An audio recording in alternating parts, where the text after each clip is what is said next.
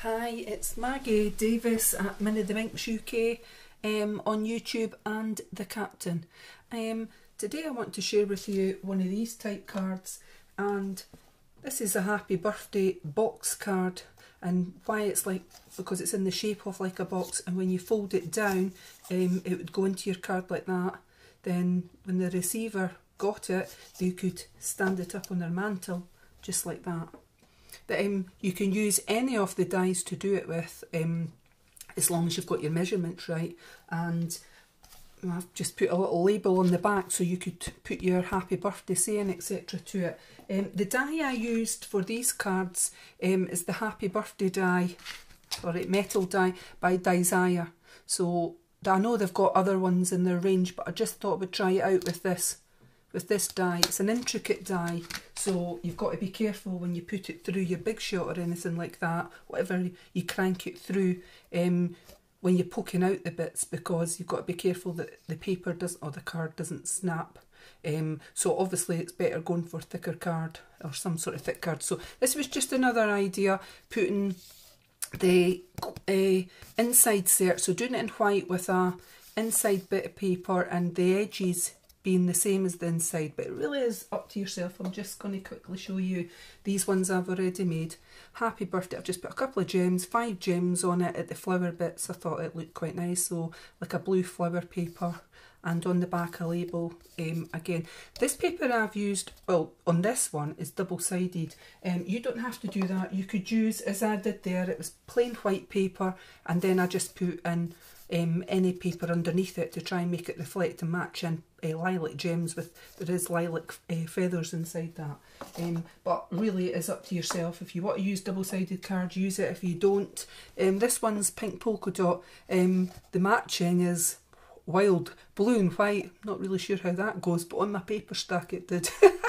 Anyway, it's, you know, it'd be lovely sitting on someone's table or mantelpiece and whatever. And what a lovely, after it you could actually just keep that as a keepsake, basically, is what I'm saying.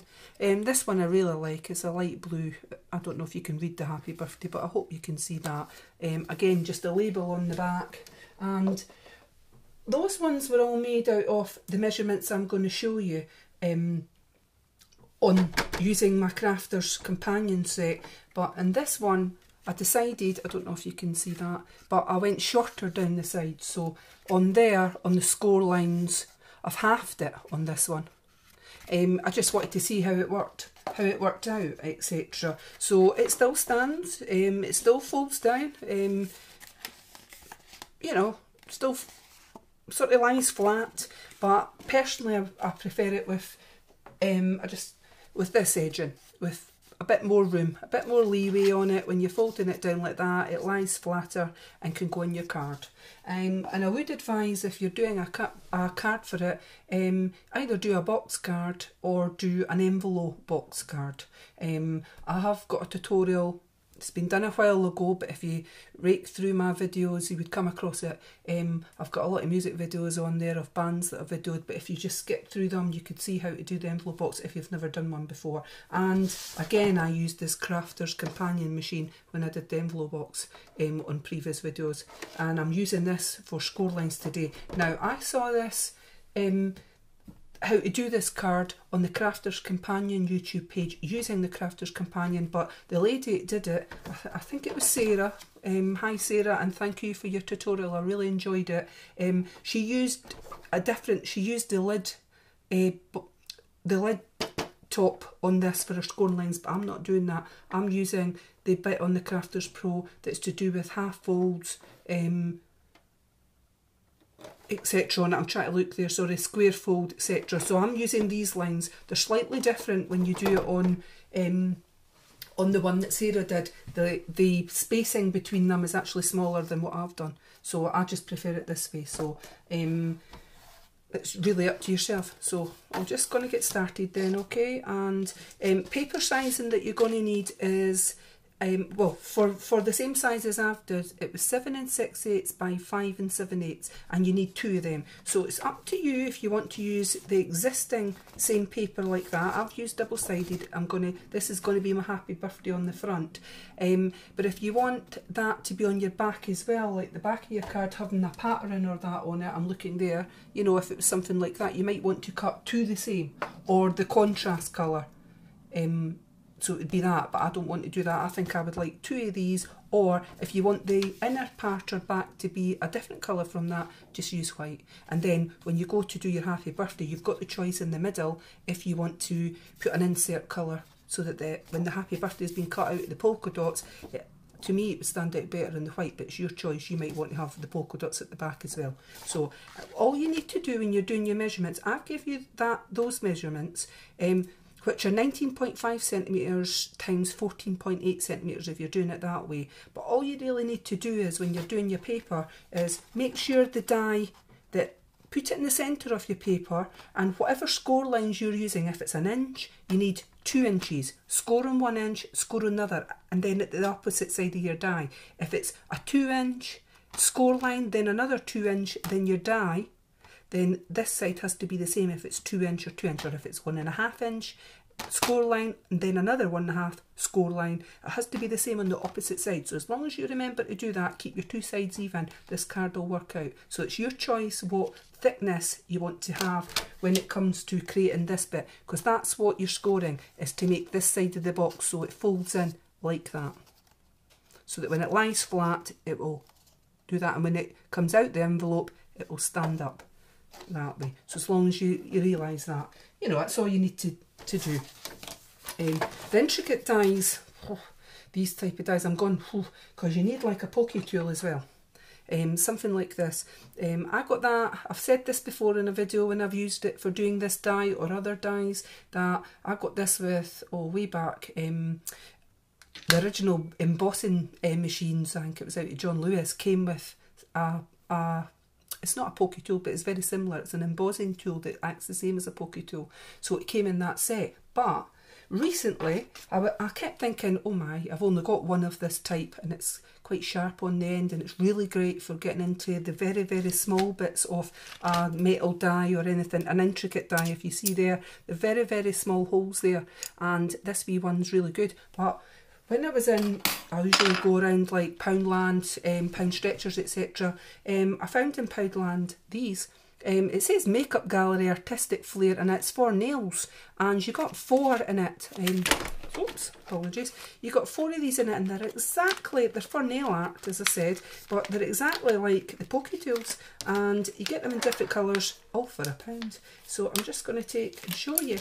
And they're different thicknesses for doing your nails, for putting little gems and that on. But the thin one here on the pointy end is exactly like this one that I've got, so it's actually brilliant. So now I know I've got 4 other ones that I can use. So little tip for you, check out your Poundland at the nail part of it, and pick yourself up something at £1. Cracking bargain. Right, so I'm going to get on.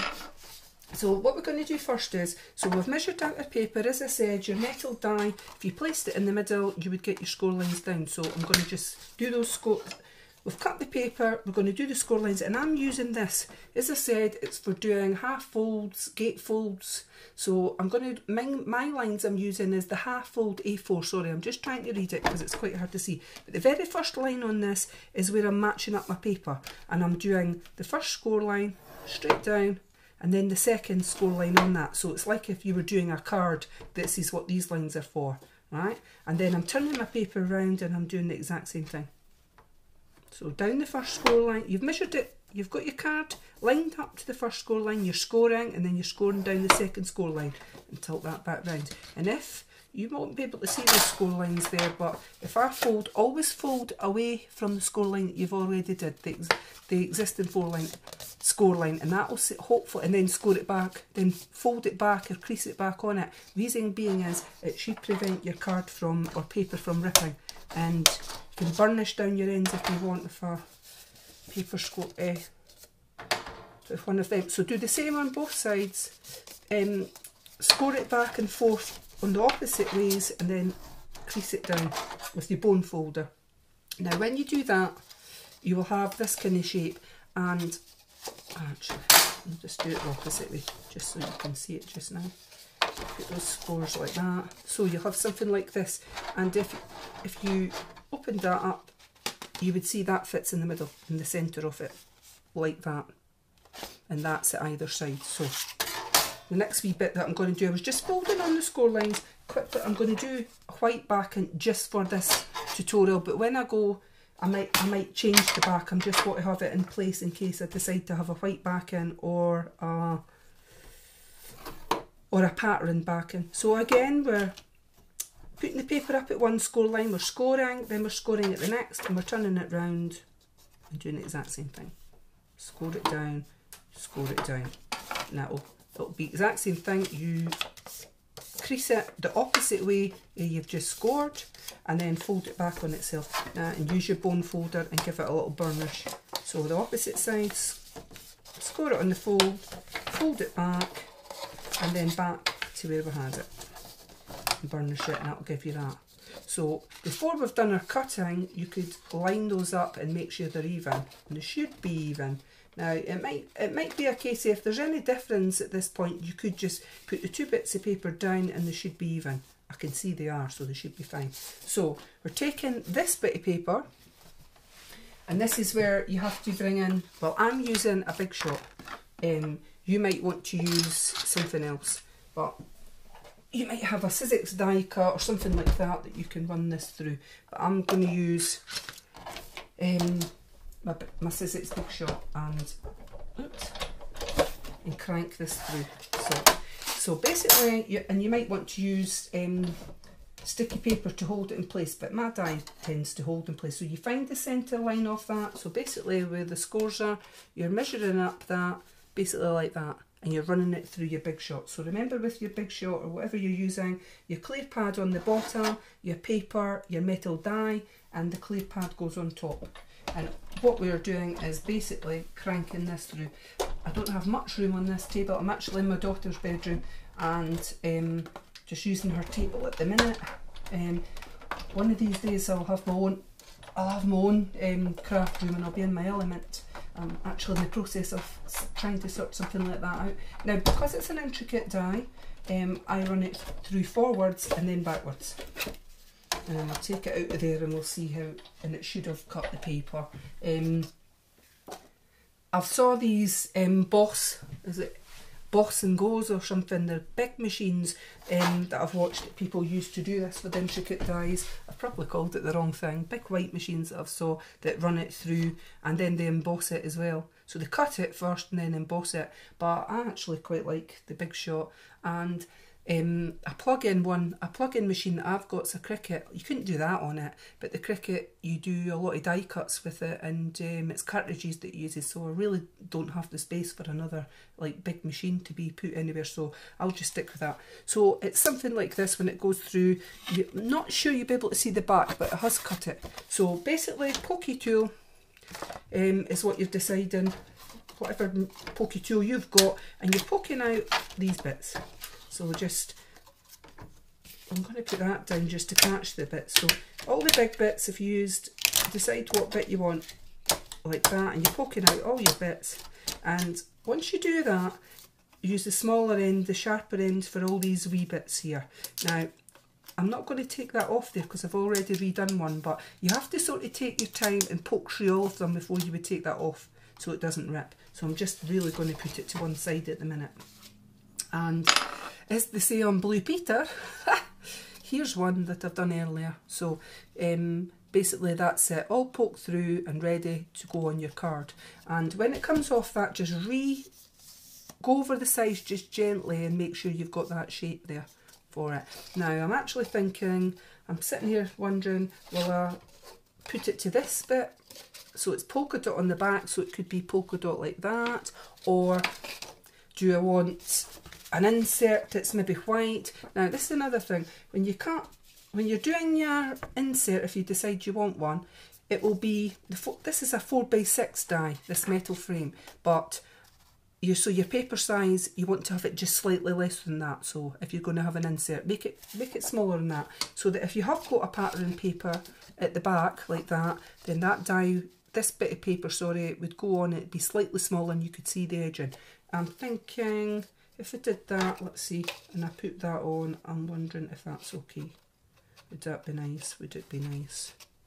I don't know, I'm not too sure. I quite like the polka dot on it, but I think I'm going to put the white on it. So, with the white, I like to make the edges round. So with a little tool, paper edger, all you're doing is doing the edges,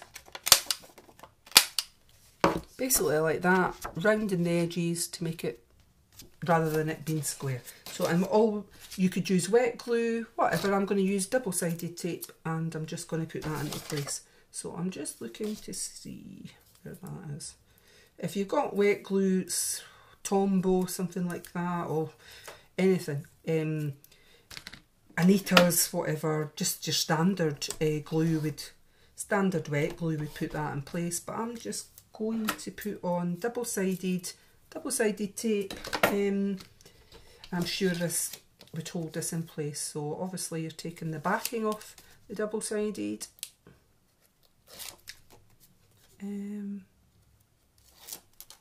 Double-sided, and just place it down in the centre. So I'm just going to eyeball it in the centre, and then I'm going to put the top on of that. So basically they're matching up like that, and that's how you're going to do it, right? So all you're doing is putting glue down this side, glue down that side, and taping it together.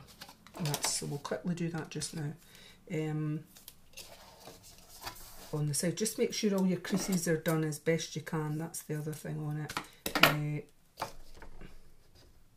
So I normally, if I'm using double-sided tape, I usually do two amounts on either side, just to make sure that it holds pretty gently.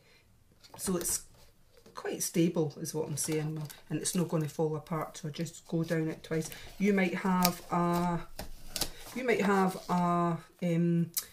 there's those runner guns that have the double-sided tape on it, are quite good as well, and they might be quicker than doing this. But if you've got a bit patience, etc., then there's nothing wrong with doing it this way. It's really up to yourself. So I'll just do this, and I'm going to do that other side, put another bit on there once I take that off, just to get it even on either side, so that I've got enough double-sided tape on it. And any wee bits that are over, just tuck them in. I'm just going to do one more on this, and it's really, when it comes to doing the edging, you've got to make sure that you get it even so it lies flat on the card. I'm trying to get this off.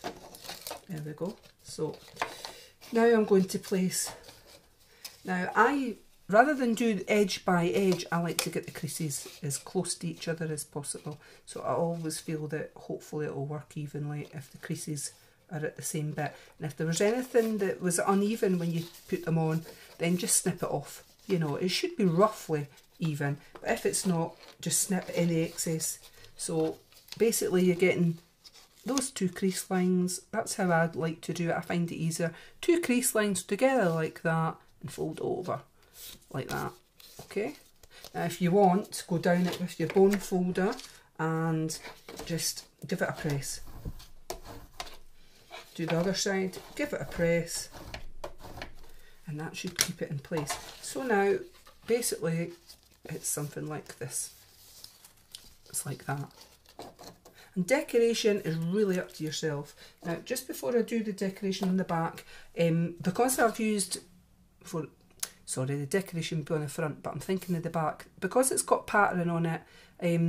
If someone was given that as a gift or whatever, it's not like they could write on that. So any type of label that you've got, I normally use these, but it really is up to yourself. You could use something like this on it, or if you want a bigger label or something like that, maybe that's a bit big for this one, but that's quite a nice size, handmade on the back. And again, I would just use either wet glue or double-sided tape. So I'll just quickly do that so it's in place, and it just means that you could write a little message on it if it's, well, on this case it's a birthday card, but there's other metal dies or dies out there. You could, it might just be have a good day or good luck, or you know, if the die that you were using didn't actually have words on it, it might be a picture of some sort, then the card could be for anything. Have a nice day, you know, hope you're well, anything. So I'm just going to put the label on the back, and as you see, that leaves it for someone to do a sentiment. Now you could ink all these edges, you could ink the edges on this as well, and the paper inside, entirely up to yourself, but I'm not on this one. And now I'm thinking, well, I'm going to put some gemstones in it. You could stick a bow on it, you could decorate the ends, you could have, because you've put white in the inside, you could have white down here, 2 panels of white on the outside. That would stand out really quite nice as well. But personally, I'm going to leave mine lilac and white polka dot. I really like that. My gems, I'm looking at my gems, and I possibly would have did lilac, but I want something that's going to stand out a little bit better than that, so I'm going to do red. I'm thinking red. So I'm only putting a gemstone. If you want, these gemstones come with a little bit of sticky back, but if you think they're not going to stick that great, I would use wet glue on the back of them, or a glue dot, just to reinforce. So I'm just putting one eyeball, and there's little flower shapes.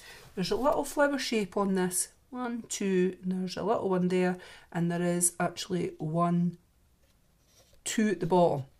So that's where I'm putting my diamantes, but little gems. But if you want to do something different on yours, whatever takes your fancy really, bows, brads, really anything. Tassels you could have hanging. It is really up to yourself, whatever you think's lovely or whatever. Sometimes I think, I've said this quite a lot, sometimes I think less is more, but it's entirely up to yourself how you do cards and whatever. So you might like quite a lot of things on yours, so, and that's fine, that is really up to yourself. Right, so that's me. That's that. With that, that's your card done, dusted. So you'd write your wee message, or if you were doing a craft fair and whatever, somebody would buy it like that. You would need to make up your envelopes. It would lie flat down like that. Hope you can see that. It'd lie flat in the envelope, and when it came out, it would boom, stick out like that and sit on your mantle. As I said, I'm working on envelopes at the minute. I know that a standard envelope that I made from this Crafter's Companion set for a 4x6 card or whatnot is that, but I know that's not thick enough. It's not got enough space in the inside to put that card in, but the envelope box would be in that size. So it's just a case of trial and error. Measure out your card. If you're using this machine, it's got guidelines on it anyway. So that's really it. And apart from, as I always like my music in here, just like to say I'm going to give a shout out to Savage Cut. So I hope you can see that. My husband is in this band called Savage Cut. That's my homemade tote that I made, and I was allowed to do that. I'm also wearing, I'm starting to make jewellery, so I'm hoping you can see this, but that's my Savage Cut Shambhala bracelet that I made with little beads on the end, because I've started to do jewellery, bracelets, earrings, etc., and I'm hoping to do some YouTube things. So just a big mention that Savage Cut are playing at the Dreadnought Rock in Bathgate, West Lothian in April, along with Buzzbomb and another band, I think they're called 13 Tomb, I think, but I could be wrong with the other special guests or whatever. So, but definitely Savage Cut are there, so come along and check them out. So thank you for watching. Bye!